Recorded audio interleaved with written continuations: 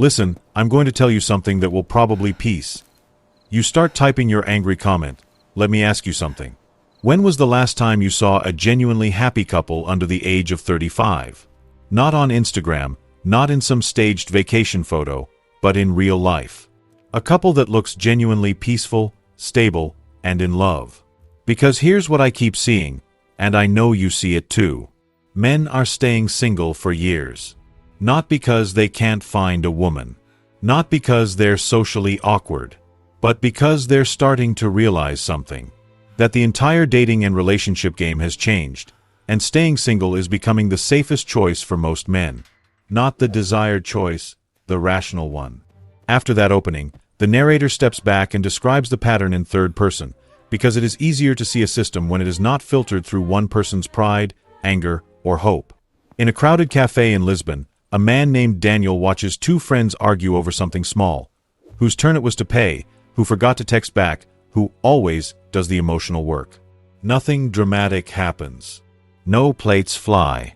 Nobody storms out. Yet there is a quiet exhaustion in the way both of them speak, as if they are negotiating a contract they never wanted to sign.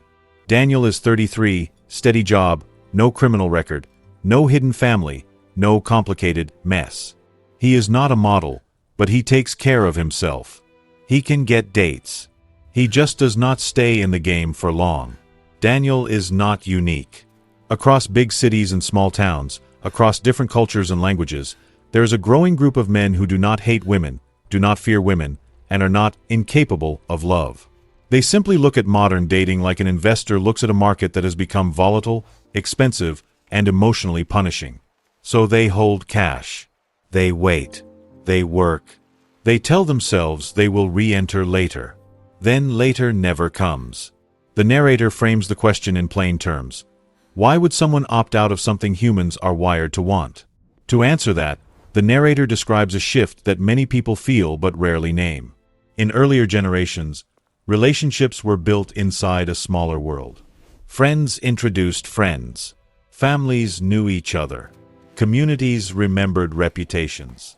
Expectations were shaped by real couples in real neighborhoods, not by the highlight reels of strangers. A man's value was often judged by stability, character, and a willingness to provide. A woman's value was often judged by loyalty, nurturing, and social fit. Those old standards were not perfect or fair, but they did one thing well. They made the rules visible. In the last 15 years, that anchor has been cut. Now, the narrator explains, dating happens inside a marketplace built on endless options and constant comparison. A person is not just choosing a partner. That person is competing with the fantasy of a better partner. In that marketplace, attention becomes currency, and algorithms reward whatever provokes the strongest emotion. Envy, desire, outrage, humiliation, superiority. Relationships are no longer only private bonds. They are also social signals. The narrator does not claim one gender caused technology. But the narrator points out that men and women often experience this marketplace differently, and those differences create a loop that punishes commitment. On the women's side, especially in urban, online-first environments, women tend to receive more initial attention. Many platforms have more men than women. Many men swipe broadly. Many men send messages without thinking. So a woman can open an app and see a stream of interest that feels like proof of value. Not every woman experiences that. Not every woman wants it. But the structural reality is that many do, and it shapes expectations in subtle ways. When attention is abundant, standards rise. When standards rise, fewer men qualify. When fewer men qualify, the men who do qualify are treated like rare assets. On the men's side, the experience is often the opposite. Many men face long stretches of silence, rejection, or being treated as interchangeable. They are told to be confident, be vulnerable, be traditional, be modern, lead, listen, pay, split, don't pressure, don't be passive, don't be needy, don't be distant. The rules shift based on mood, context, and the person across the table. Men can adapt, but adaptation has a cost. Over time, some men begin to feel like they are auditioning for a role instead of building a partnership. The narrator then introduces the first big driver of long-term singleness: risk without clarity. In a stable market, risk can be worth it because reward is predictable. In modern dating, many men report the opposite. Risk is high, but the reward is uncertain. The risk is not only emotional. It is financial, reputational, and legal in certain countries. A man can invest years, money, and emotional labor, only to be told he was never enough, or that his partner has outgrown him, or that she wants to find herself. That can happen to women too, and the narrator acknowledges that. But the narrator focuses on the perception that many men carry, that if things collapse, the blame often lands on the man by default. The narrator describes how this perception is reinforced. In popular culture, a struggling woman is often framed as healing. A struggling man is often framed as failing. If a couple is unhappy, people ask what the man did wrong. If a man is hurt, people tell him to toughen up. If a man speaks about fear, people tell him he is insecure. Eventually, the man learns a lesson that is not fair, but feels true in his lived experience, that he can lose quietly, but he cannot grieve publicly. The narrator does not say that story is always wrong. Sometimes it is right. Sometimes a man is selfish, cruel, addicted, absent. But the point is about perception. When men believe that they will be blamed no matter what, they manage risk differently. They avoid contracts where the penalty is public shame. A second driver is what the narrator calls asymmetric expectations. In many modern conversations, women's standards are treated as sacred boundaries, while men's standards are treated as insecurity. If a woman says she wants a man taller, richer, more confident, more ambitious, more emotionally intelligent, that is framed as empowerment. If a man says he wants a woman kinder, less combative, more consistent, more supportive, that can be framed as controlling. Again, not always, not everywhere, but often enough that it shapes behavior. Daniel has felt it. He once dated a woman named Sophia. She was bright, funny, stylish, ambitious. On their third date, she listed what she wanted in a future partner. It was not insane. It was just precise. He should be emotionally mature, have a strong masculine presence, be financially stable, have a plan, be romantic, and also not clingy, be assertive, and also always make her feel safe, be open, and also never burden her with his problems. Daniel listened and nodded. He did not argue, because he could tell she had practiced these lines, like a checklist learned from the internet and polished by friends. Then, when Daniel gently asked what she expected from herself in a relationship, Sophia laughed and said, "I'm already the prize." She meant it playfully. But Daniel heard something underneath it, a belief that her existence was enough, while his existence required constant proof. The narrator uses that moment to explain a concept. When one side is taught to evaluate and the other side is taught to perform, resentment grows. In a healthy relationship, both people evaluate and both people perform. Both have standards. Both have responsibilities. Both are allowed to be imperfect. But in the modern dating market, a common pattern emerges. Some women, fueled by endless attention and cultural messages about never settle, approach dating like a consumer. Some men, desperate for any chance, approach dating like a seller. Consumers can walk away easily. Sellers must convince, discount, and overdeliver. Over time, sellers stop selling. The narrator then shifts to the impact of social media, because it quietly rewrites what people think they deserve. In the past, a woman might compare her partner to her father, her uncles, the husbands in her neighborhood, the couples she met at work. Those comparisons were limited and imperfect. Today, comparisons are global and curated. A woman can see a man in Dubai buying a car for his girlfriend. She can see a couple traveling every month. She can see a man cooking dinner and surprising his wife with flowers, filmed in perfect lighting, edited to soft music. She can see engagement rings the size of small planets and apartments that look like luxury hotels.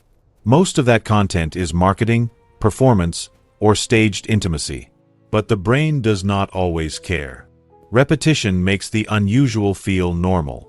The narrator describes how this affects dating. When extraordinary becomes the baseline, ordinary feels like disrespect. A man who brings flowers feels normal. A man who does not feels negligent. A man who pays for dinner feels normal. A man who suggests splitting feels cheap. A man who texts good morning feels normal. A man who misses one day feels emotionally unavailable. Standards are not wrong. But standards detached from reality create chronic disappointment. The narrator uses another character to show the other side. A woman named Aisha, late 20s, kind, hardworking, genuinely wanting a family. She is not cruel. She is not shallow.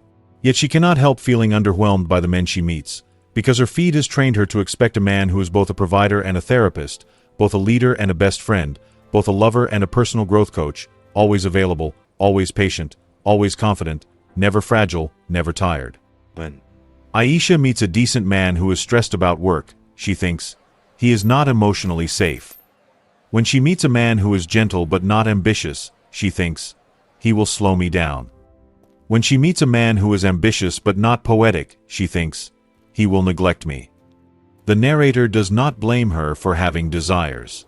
The narrator says the problem is that the marketplace has taught her that the perfect combination is common, and that if it is not in front of her, she simply has not swiped enough. That belief is rocket fuel for perpetual dating. The narrator then brings the focus back to why men stay single for years. Many men see that loop and decide, they cannot compete with a fantasy. They cannot outswipe an algorithm. They cannot outperform a highlight reel. And they do not want to build a life on the fear that one day their partner will wake up and think, I could do better. So they retreat to what they can control. The narrator lists what happens next, in a rhythm that feels like the unfolding of a quiet epidemic. First, the man improves. He goes to the gym. He works longer hours. He saves money. He upgrades his wardrobe. He learns how to talk. He reads about psychology, attachment, communication. He becomes the better man everyone says women want. Then he dates again. He meets women who say they want a good man, but who are bored when he is good. He meets women who demand vulnerability, then lose attraction when he shows it. He meets women who want masculine leadership, then resent him for being decisive. He meets women who want equality, then expect him to carry traditional burdens. Not all women, not most women, but enough for him to start seeing patterns. Then he stops dating, not with anger, with calculation. He tells himself, I will wait until I'm more established. He tells himself, I will date when I have more time. He tells himself, I will date when I find someone serious. Meanwhile, time passes. Habits harden. Peace becomes addictive. And the longer he stays single, the harder it feels to invite chaos into his home. The narrator explains that this is why singleness becomes self-reinforcing. A man who has built a stable solo life experiences relationships not as a necessary foundation, but as a disruption. He asks, what does she add? If the answer is stress, drama, cost, criticism, he opts out. At this point, the narrator introduces the most controversial claim, but does so with care. Certain cultural messages aimed at women can unintentionally make men avoid commitment. The narrator points to a popular slogan, if he wanted to, he would. It sounds empowering, but it can become toxic when applied without nuance. Sometimes a man does not do something because he does not want to. But sometimes he does not because he is overwhelmed, uncertain, or afraid of being used. When a woman interprets every imperfect action as a lack of love, she escalates. She tests. She demands proof. The man, sensing that love is a constant exam, withdraws. Both feel unsafe. Both blame the other. The narrator also points to the idea of never settle. Again, it is not wrong. People should not accept abuse or constant misery. But never settle can turn into never build. Relationships require compromise, patience, and shared growth. If a woman expects a man who is already fully formed, she may reject the very process that creates deep love. And when men see that deep love is not valued, they stop offering it. The narrator shifts to the economics of dating, because modern romance is not free. It costs time, money, and energy. In many cultures, men still pay more, plan more, initiate more, and absorb more rejection. Men are also told they must be ambitious and successful to be worthy. Yet the same culture often mocks them for thinking money matters. Daniel has felt this too. He once matched with a woman who suggested a restaurant. The bill was not outrageous, but it was enough to notice. When he proposed splitting, she frowned and said, "That's not masculine." Daniel did not argue. He paid. But he also made a mental note. She wanted tradition when it benefited her, and modernity when it benefited her. He did not hate her for that. He simply saw it as a poor deal. The narrator then explains a painful truth. Modern dating often asks men to prove value before receiving respect, while asking women to receive respect before proving reciprocity. When reciprocity is missing, men disconnect. Next, the narrator discusses the reputation game. In earlier eras, a breakup might be private. Today, it can become a public trial.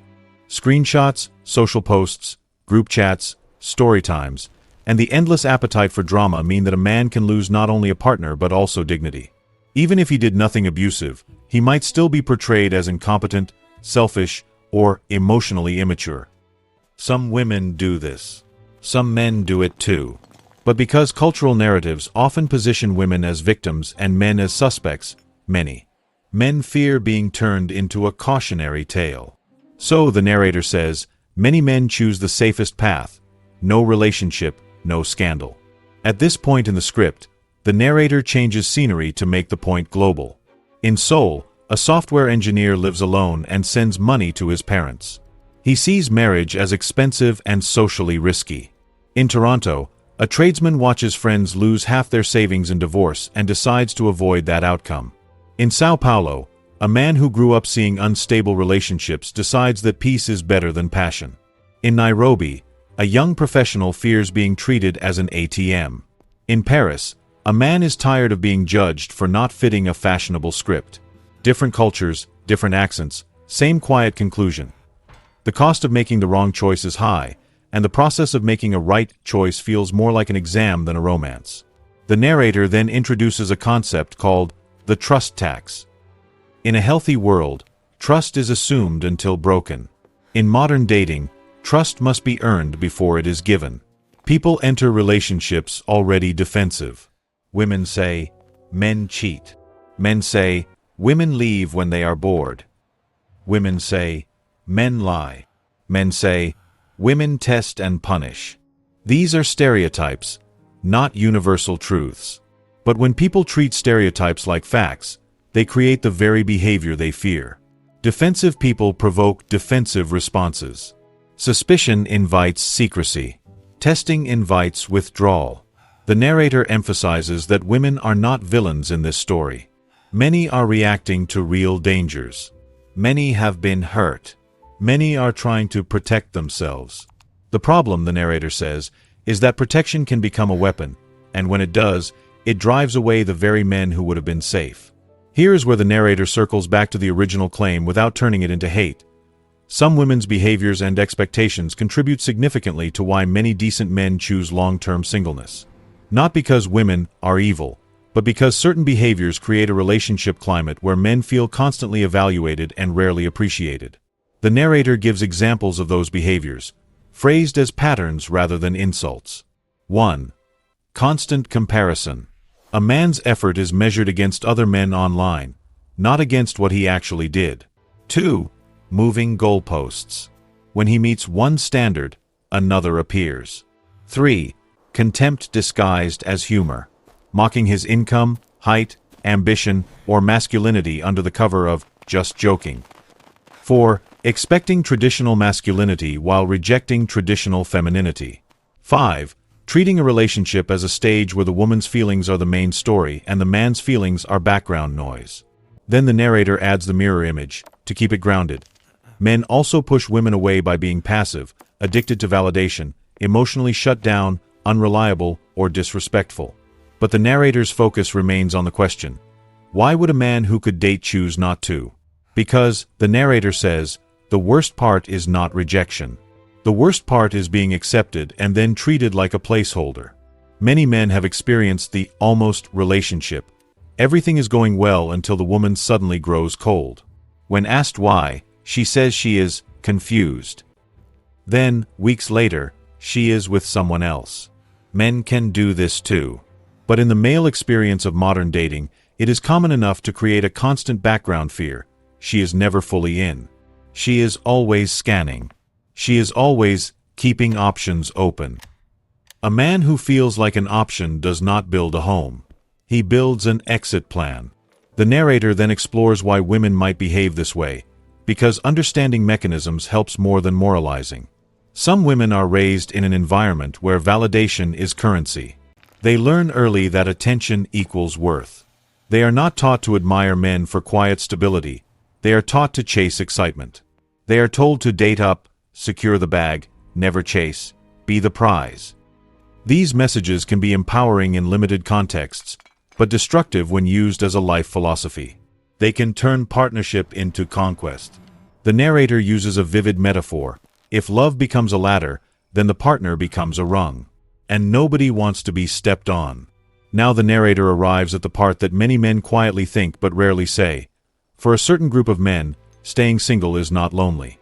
It is peaceful. Daniel comes home after work. His apartment is clean. His finances are simple. His weekends are his. He can travel without negotiation. He can focus on fitness, learning, and friends. He can sleep without conflict. He does not wake up to criticism. He does not manage someone else's emotions. He does not walk on eggshells. He feels human. The narrator is honest. This piece can become a trap too. Humans need connection. But when connection feels like a gamble, peace feels like a rational refuge. The narrator then explains why this matters for women as well. When many men opt out, the dating pool changes. The men who remain active are often the men who enjoy the game. The charismatic, the non-committal, the thrill-seekers, the men with options who treat people as experiences. Meanwhile, the stable men are at home, building businesses, playing sports, reading books, investing, sleeping early. So women who want commitment meet fewer men who want the same. They then conclude that men are trash, which further increases distrust and defensiveness. The loop tightens. To make the point concrete, the narrator describes a couple who almost made it. Elena meets Marcus at a friend's birthday. Marcus is calm, funny, and serious about building a future. Elena likes him, but she has been taught to keep standards high, so she watches him like a judge watches a contestant. When Marcus arrives 5 minutes late because of traffic, Elena calls it a red flag. When he hesitates about an expensive weekend trip, Elena interprets it as stinginess. When he tries to talk about his stress at work, Elena labels it emotional dumping. None of these reactions are meant to be cruel. They are meant to be safe. Marcus feels that shift. He notices that his good moments are taken as basic, while his imperfect moments are treated as evidence. He starts choosing safer words, then shorter texts, then fewer dates. Elena senses the distance and tests harder, asking questions with hidden traps. Would you still love me if I gained weight? Why don't you post me? Who is that girl liking your photo? Marcus answers carefully, but the interrogation never ends, so his affection turns into management. After 2 months, he ends it. Elena tells friends he was emotionally unavailable. Marcus tells friends she was impossible to satisfy. The narrator notes that both stories can be true in the teller's mind, and that is exactly why so many potential relationships die before they mature. At this point, the narrator inserts a transition line. The goal is not to shame anyone, but to describe incentives. Incentives shape behavior more than ideals. Then the narrator offers a practical breakdown of what changes the incentive structure.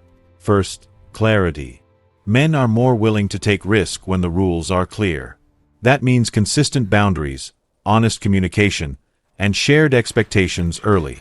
Not a vague, let's see, for months while options remain open. Second, reciprocity. Appreciation is not a compliment. It is a signal that effort is seen. Men do not need worship.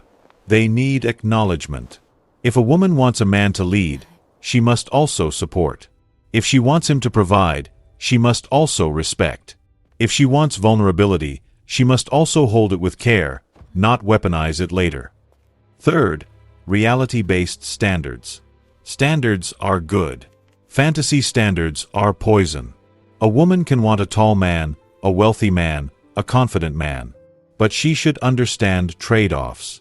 A man who is building wealth may have less time. A man who is highly desired may have more temptation. A man who is emotionally fluent may have done painful work. If she wants the finished product, she must be willing to be a partner, not a critic. Fourth, accountability for both sides. The narrator emphasizes that women gain power in modern dating, but power without responsibility breeds chaos. If a woman rejects many decent men for minor imperfections, she should not be surprised when fewer decent men offer themselves. If a man treats women like disposable entertainment, he should not be surprised when women become defensive.